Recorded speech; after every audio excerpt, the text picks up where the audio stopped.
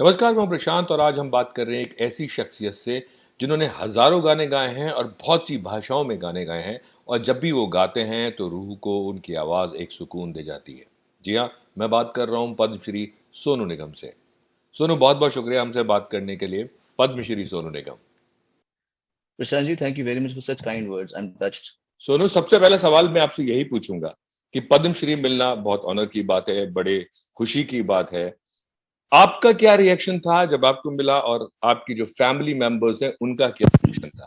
खासतौर से आपके पिताजी, क्योंकि पिताजी जो संघर्ष आपने किया है, पिताजी हमेशा आपके साथ थे। जी हमेशा साथ में थे और मेरे ख्याल से उनके दिल में एक बड़ा मलाल था हमेशा कि मेरा बेटा इतने 30 साल से यहाँ पर है और इतना मतलब 95 से हम जब टेलीविजन में सारे काम कर रहे थे तो उस समय 98 में पहली बार हमें इन्फॉर्मेशन आई थी कि because you are changing the face of music of our country, जी। क्योंकि हमने क्लासिकल म्यूजिक को बहुत तवज्जो दिलवाया था अपने प्रोग्राम के माध्यम से। सारे बड़े बड़े फनकार हमारे यहाँ आते थे, क्लासिकल म्यूजिशियन नौशाद साहब, अनिल विश्वास जी। तो उस समय एक वेव चली थी कि सोनू निगम को मिलना चाहिए पद्मश्री, तब 98 की बात है। तो जी। मेरे फादर को दिल में बड़ा मलाल था कि यार 98 2008 2018 इतना हो गया और इतने साल से मेरे बेटे को कभी इन लोगों ने हमेशा कभी इन्फॉर्मेशन आती थी कि आज आपका नाम आ रहा है, इस बार आने वाला है, तो हम लोग ने फिर उस दिशा में देखना छोड़ दिया था। पर जी। मेरे पापा को ये मलाल था दिल में। राइट। तो जब मुझे खबर मिली तो मैंने उनसे बात की, जो मुझे होम मिनिस्ट्री से मिनिस्ट्री ऑफ होम अफेयर्स से कॉल आया, तो मैंने कहा कि आपको लगता नहीं कि थोड़ा देर हो गई? तो कहते नहीं, मैं समझ सकता हूँ। तो जी। कहते हैं नहीं, आप पहले आप इसको स्वीकार कर लें। मैंने कहा मुझे 5 मिनट दीजिए, मैं जरा पापा से बात करता हूँ मेरे।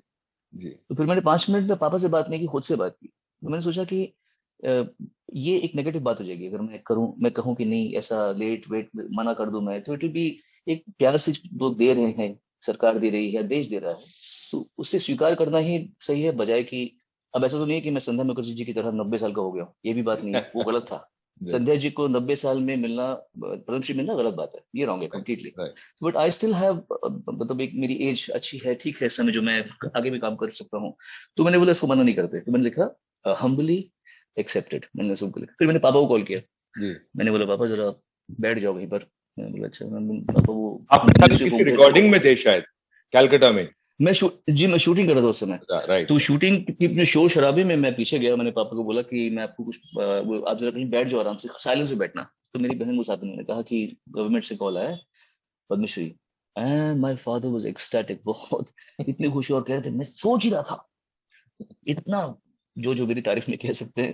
कभी तारीफ करते नहीं मेरे पापा मेरी, लेकिन जब ऐसे उन्माद में आके उन्होंने मेरी तारीफ कर दी, अरे ऐसा ये वो नहीं मिला। तो but he was very happy, he had tears in his eyes remembering mummy.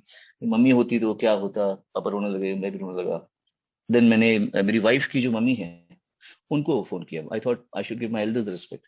वो दुबई में थे, तो मैंने उनको बताया, तो वो भी रोने लगी बेचारी। तो ऐसे रहा, बट इट्स गुड, मेरे फैमिली को बड़ा अच्छा लगा। हम लोग कायस्थ लोग हैं, फैमिली सारी गवर्नमेंट सर्विसेज में होती है।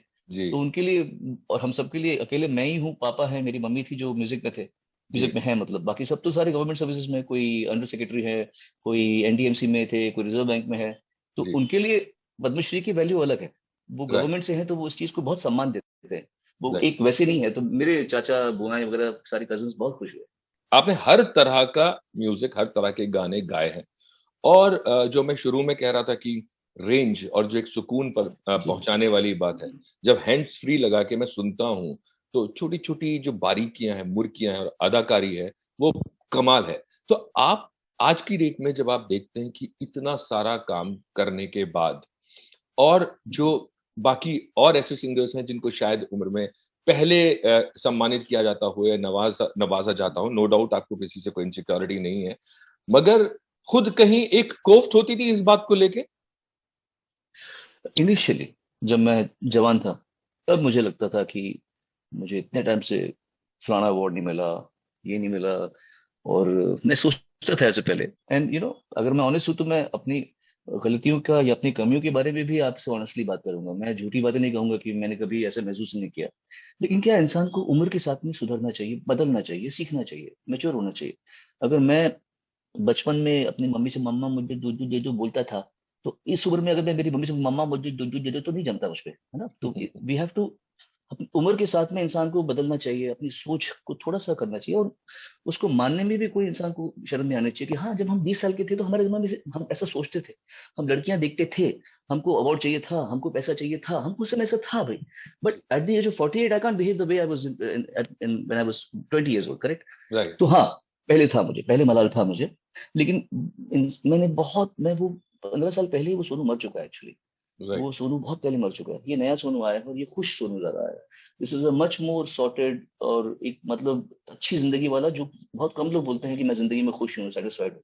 मैं 15 साल से सेटिस्फाइड हूँ लाइफ में। तो ये जो आया है उसके बाद से मुझे कोई इतना लगता नहीं। Yes of course hard work करता हूँ, एम्बिशन नहीं है मुझे, लेकिन लक्ष्य तो होता ही है कि मुझे यार अच्छा गाना है, या अच्छा कुछ करना है, या मेरी फैमिली है, टू सपोर्ट माई फैमिली, उतना लक्ष्य है।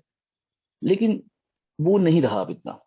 It's right. More like one day at a time, one day at a time, जैसे बोलते हैं ना कि मालिक तू जो दे स्वीकार, लेकिन अब एक इज्जत भी एक तेरी, जी, जलत भी तेरी।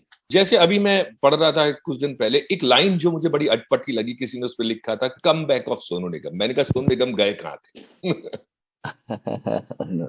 थैंक यू, समझदार। और एक्चुअली ये मैं भी वो समझता हूँ, कम बैक मतलब एक यहाँ पे शायद हर हर तरह के लोग, हर तरह की सोच इवोल्यूशन होती है। मैं कहता हूँ किसी को कोई बाबा पसंद होता है, किसी को ओशो समझ में आता है, जिसको राइट। ओशो समझ में आता है उसको वो बाबा समझ नहीं आता, जिसको वो बाबा समझ में आता है उसको ओशो समझ नहीं आता, है ना? तो ये तरह तरह के लोगों के लेवल्स होते हैं समझने के। जी। तो कोई कुछ लोग जो समझदार है वो ये समझेंगे इस बात को अप्रिशिएट करेंगे कि सोनू निगम एक ऐसी जिंदगी जीता है जहां वो अपनी मतलब से, मर्जी से काम करता है। और अभी तक ऐसा है कि कोई ये नहीं कहेगा कि यार इसने अपने गायकी में कुछ उल्टा लोग मुझे यही कहते हैं कि जो आप पहले कर रहे थे उससे इतना अच्छा अब रेंडिशन आ रहा है जब हम रिकॉर्डिंग वगैरह करते हैं। जी। तो एक टाइम पे इंसान को थोड़ा सा अपनी, जैसे मैंने पहले भी कहा था, अपनी करियर की उम्र और अपनी उम्र के हिसाब से बिहेव करना चाहिए। सो फॉर मी, मैं वही काम करना चाहूंगा अब, कि जहाँ पे, या मैं वही करता हूँ जहाँ पे मुझे काम करने का मजा है। हमेशा लक्ष्य था पहले हमारा, अब जी। यात्रा है। जी। पहले लक्ष्य की बहुत वैल्यू थी, अब जी। यात्रा की वैल्यू है।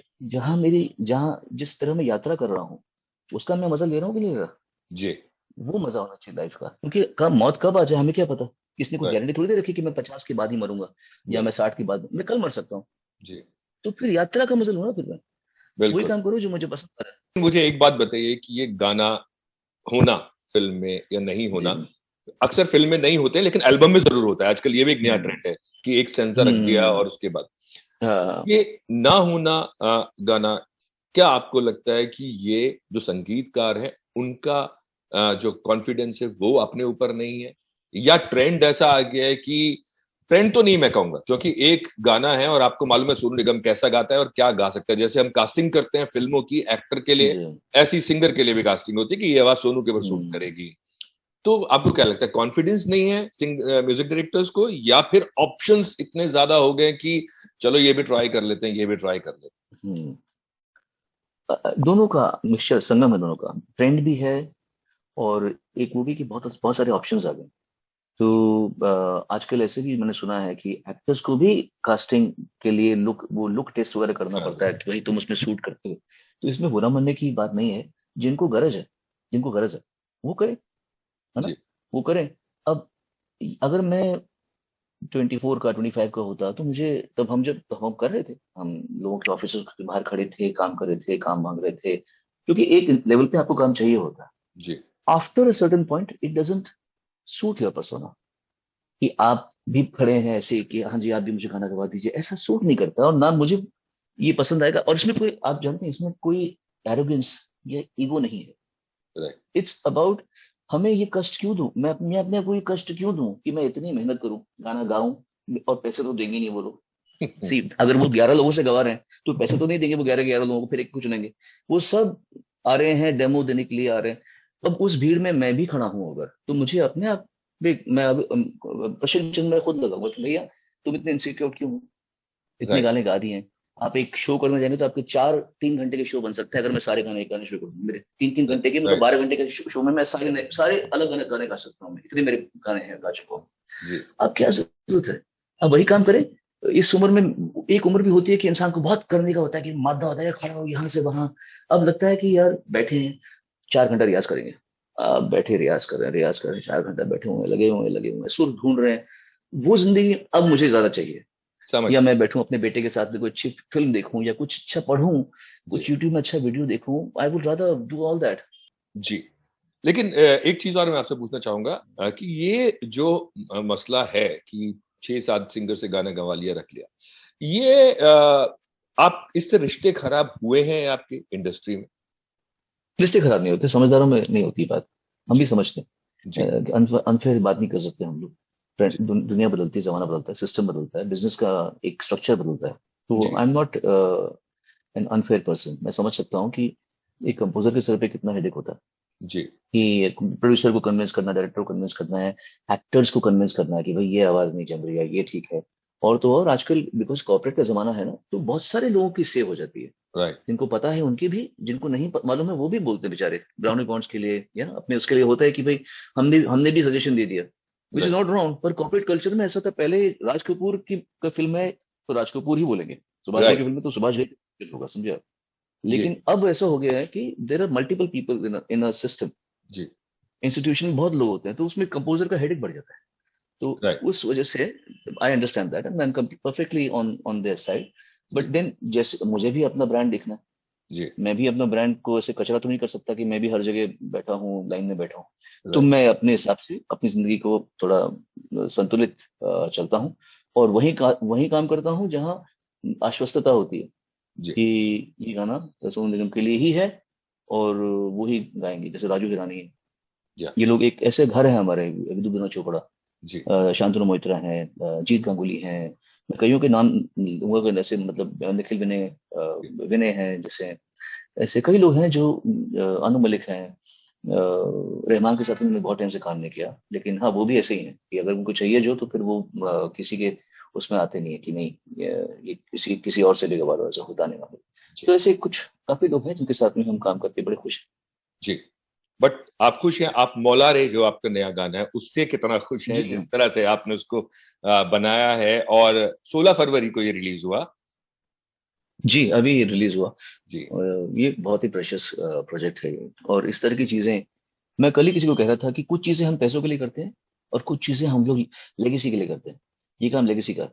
राइट। ये वो चीज है जो लोग याद रखेंगे कि हाँ हमने एक अच्छी, एक मार्केट में, आपको पता है जितने भी गाने आ रहे हैं वो बड़े सेंसिबली मार्केट सेवी आ रहे हैं। जी। हम उसमें एक ऐसा गाना डाल रहे हैं जिसमें कोर है, जिसमें तत्व है, जी। जिसमें एक मैसेज है, और जिसमें ये भी नहीं कि मतलब एक प्रीचफुल गाना है कि अनाथ बच्चों की सेवा करो, ये तो हम बोल नहीं रहे। द जी। Song is about a child. और अच्छे गाने होते ही ऐसे हैं, चाहे वो वेस्ट में हो चाहे वो इंडिया में हो, जहाँ पर एक आप सब्जेक्ट लें, उस पे गाने बनाए। रॉक सॉन्ग्स भी जो बनते हैं, बाहर भी जो बनते हैं, उनमें भी एक कहानी होती है, एक बात होती है। इसमें एक बहुत अच्छा मैसेज जो है इट्स, और एक तरीके से मैं कहूंगा कि हमारे माँ बाप को हमारा नमस्कार है, क्योंकि हमारे राइट। माँ बाप हैं। या मेरी माँ नहीं नहीं रही है, बट थी ना, हमारे बचपन में हमें सरपरस्ती मिली हमारे माँ बाप की।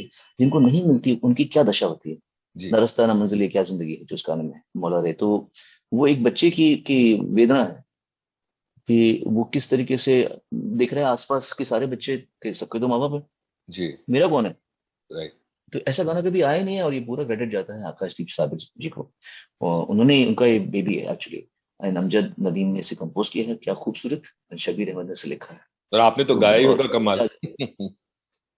मैंने गाया, कोशिश की हमेशा। या इंसान परफेक्शन तो कभी अचीव नहीं कर सकता, लेकिन अपनी तरफ से बेस्ट दिया है मैंने। I given my right. Best.